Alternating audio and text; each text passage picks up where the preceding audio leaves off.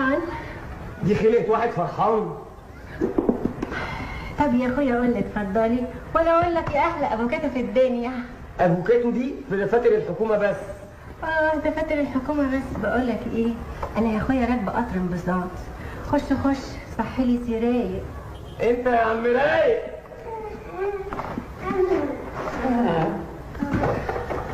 انت وشري على الصبح قابل.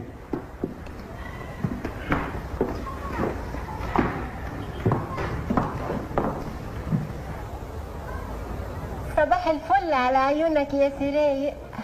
مش معقول كده يا فوق. صينيه كل يوم والتاني. وماله يا اخويا فيها ايه؟ عربون محبه زي ما بيقولوا. بالراحه عليا يا فوق، انا قلبي يقف. الف هنا وشفا يا اخويا على قلبك اللي مدوخني ومدوبني ده، وبالهنا واللذاذه ومن غير ازازه. ازازه؟ ازازه ايه؟ ازازه التقل والجفا يا ولا. حبيبي انا الف هنا وشفا على قلبك.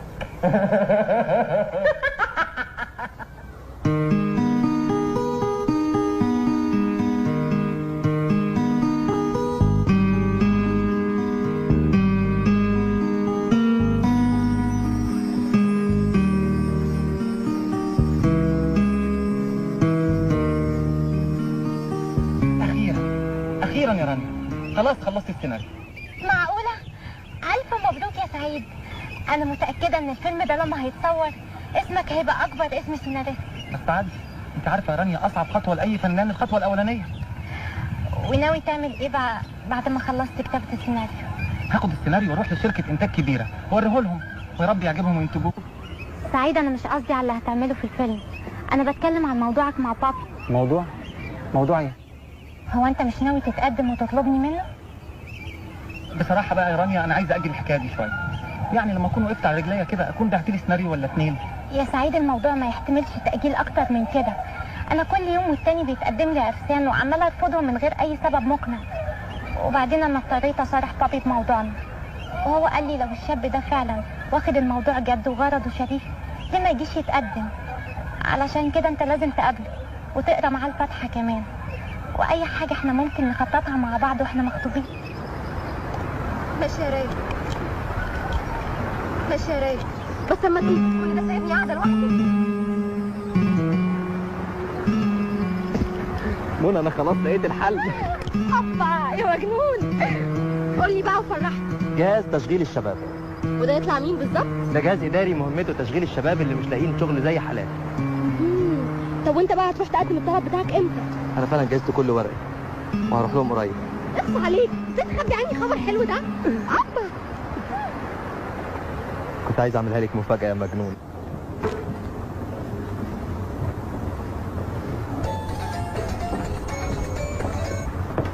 ايوه يا صبري، انا لسه واصل من قبرص حالا. حاضر هكلمه. لا مش هنسى. ادعي بس ان يكون مزاجه حلو النهارده. حلو قوي قوي قوي.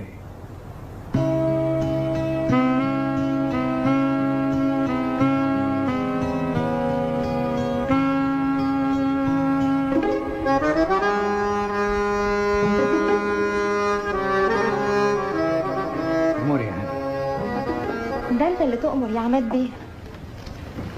ايه ده؟ انت تعرفيني؟ طبعا، وهل يخفى القمر؟ طب ده انت تليفون حضرتك التليفون الوحيد اللي بوصله الرشدي بيه فورا. هو انت؟ نهلة ابراهيم، سكرتيرة رشدي بيه الجديدة. طب من فضلك بلغ رشدي بيه ان انا عايز اقابله.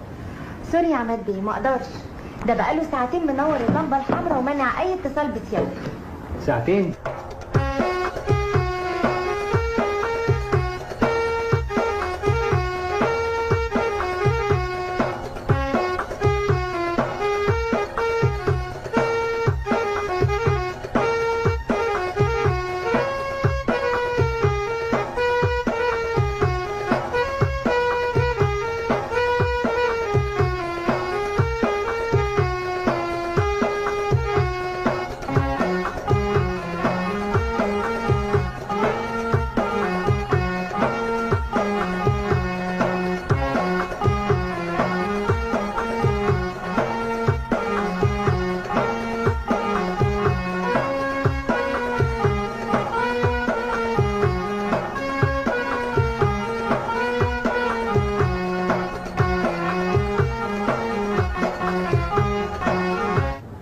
في حد معاه جوه؟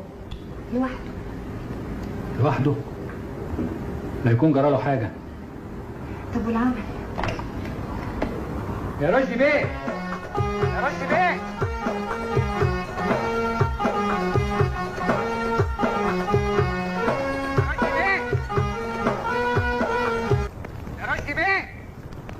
ايه في ايه؟ مش في لمبه حمراء منوره عندكم؟ اتفضلوا تعالوا.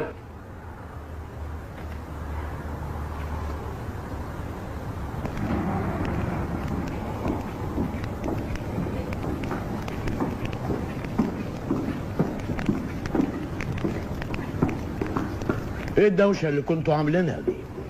سوري يا رشدي بيه، اصلي انا والاستاذ عماد قلقنا عليك قوي. طب اتفضلي انت على مكتبك. اوكي. اقعد.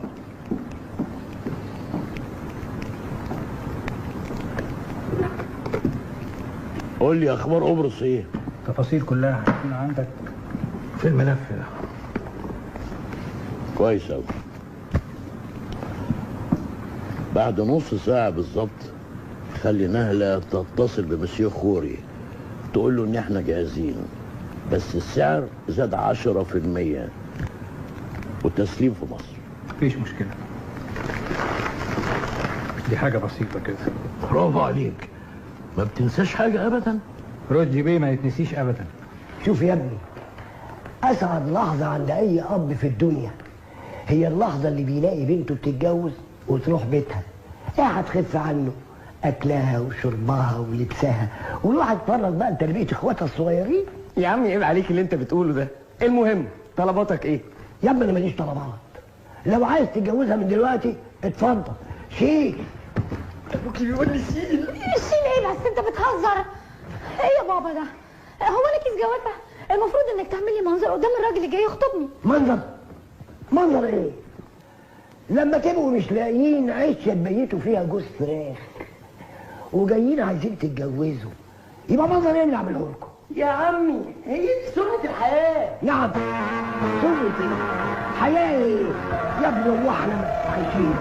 ده احنا مدفونين بالحياة. معلش بقول لك، معلش لا معلش انت تعبان. بيقول لي سنة معلش حقك عليا.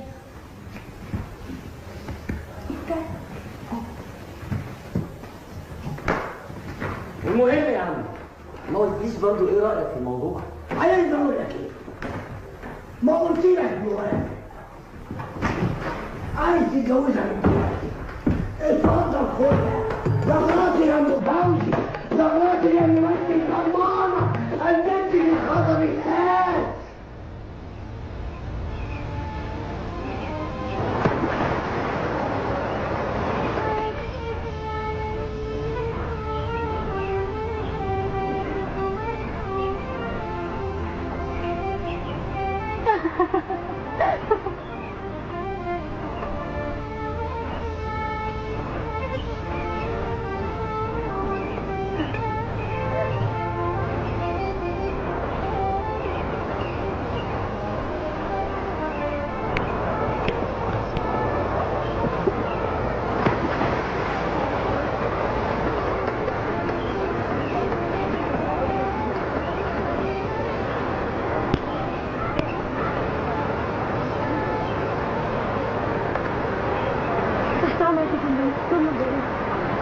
اي حاجة من ايديكي هتبقى حلوة يا حلوة.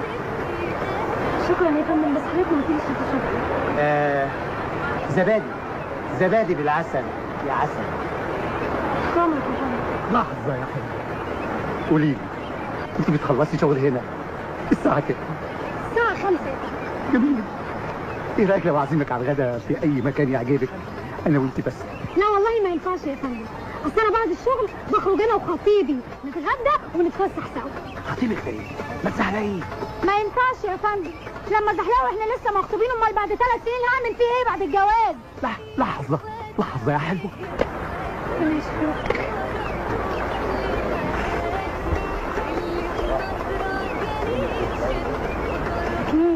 منظرك. الله ايه يا سلوى، انت بتشتميني؟ لا يا حبيبي مش انت خالص، ده الراجل الغيتي اللي قاعد على ترابيزه 8 قاعد بيستظرف وفاكر نفسه دمه خفيف وقال ايه عازمك على الغدا. الراجل ابو شعر اللي هناك ده؟ ايوه. طب سيبيهولي بقى وانا هفخفخه. اتفضل يا فندم. ايه ده؟ ده زبادي بالعسل اللي حضرتك طلبته يا عسل. ايوه بس انا ما طلبتوش منك، انا طلبته من مدمزيلي اللي كانت هنا. هو حضرتك عايز الزبادي ولا عايز المزمزيل؟ انت هتفتح لي محضر ولا ايه؟ اتفضل ابعت المدمزيلي اللي كانت هنا. خلاص مفيش مزمزيل، المزمزيل مشيت. لا المدمزيل ما مشيتش، هي قالت لي هتمشي الساعة 5. ولد بقول لك ايه يا ولد، روح انده المدمزيل وانا هبسطك. هتبسطني ازاي يا شقي؟ ايدك يا ولد، عارفك ولد بدي. خد 5 جنيه تاخدها وتروح تجيب المدمزيل وتيجي فورا. عايزني ابيع لك خطيبتي ب5 جنيه؟ ايه يا ولد مستقل بيها ولا ايه؟ لا انا مستقل بيك انت. انت قليل الادب جدا. ايه يا ولد ده؟ انا كده هاخد ضرب علشان لبست القميص ونسيت تلبس البنطلون. قليل الادب جدا. بس يا ولد انت المدير. ايوه انا. طلعه بره. الله بره. باي باي نتن. بره. قليل الادب بره، ما اشوفش وشكوا هنا خالص انتوا الاثنين. ما تتحمقش قوي كده انا طايلك قرن.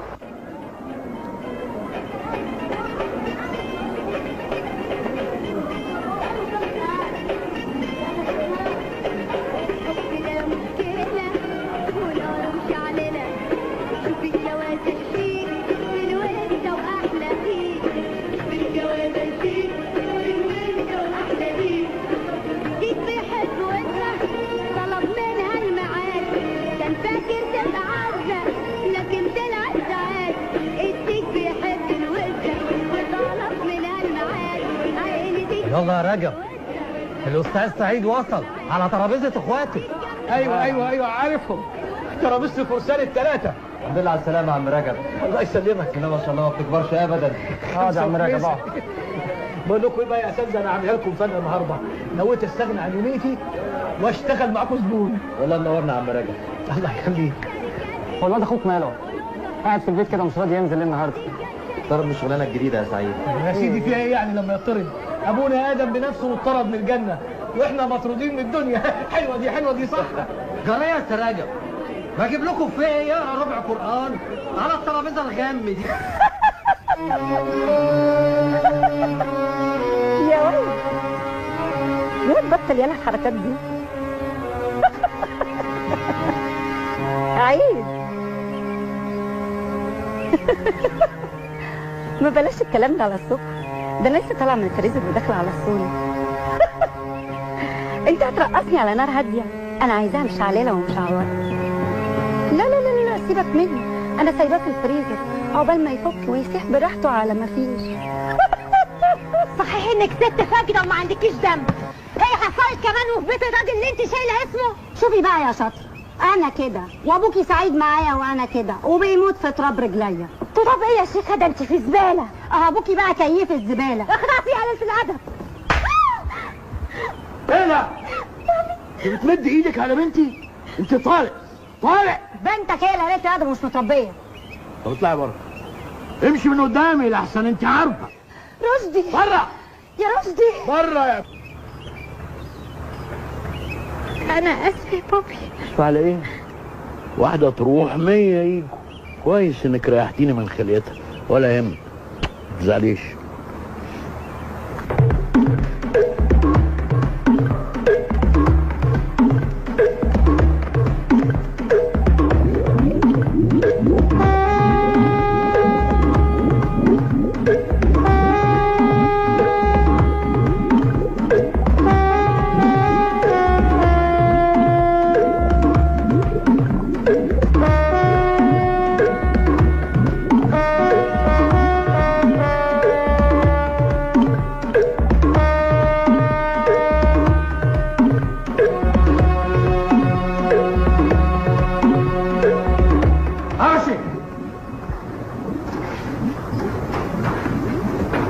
تحت امرك يا سعاده البيت. ازيك يا حبشي وازاي احوالك؟ مبسوط؟ مستور والحمد لله يا سعاده الباشا. اما هي مستوره بتطمع ليه يا راجل يا طيب؟ اديني منديلك يا عم حبش. منديلي؟ منديلي يا سعاده البيت، بس اصله مش نظيف. وانا همسح وشي فيها روح امك. انا هتف فيه. اتفضل يا سعاده البيت. هيروين يا راجل يا طيب. انا هسامحك يا عم حبش، بس قول لي والنبي، بتبيع كام منديل في اليوم؟ وبتكسب كام؟ علمني. انا لا ببيع ولا بشتري يا سعاده البيت، وشرفك انت بشمه بس. معلش ارحمني يا سعاده البيت، ابوس رجلك. ارحمني ابوس رجلك، ارحمني. ما تخافش يا عم حبشي، انت برضو الراجل بتاعي. حمزه! عمرك يا بيه، عم حبشي ده الراجل بتاعنا، عايزك تريحه وتبسطه على الاخر. ارحمني يا احمد، سامحني يا احمد، ارحمني. اتفوق على دي شغلانه، محدش بقى عنده ضمير.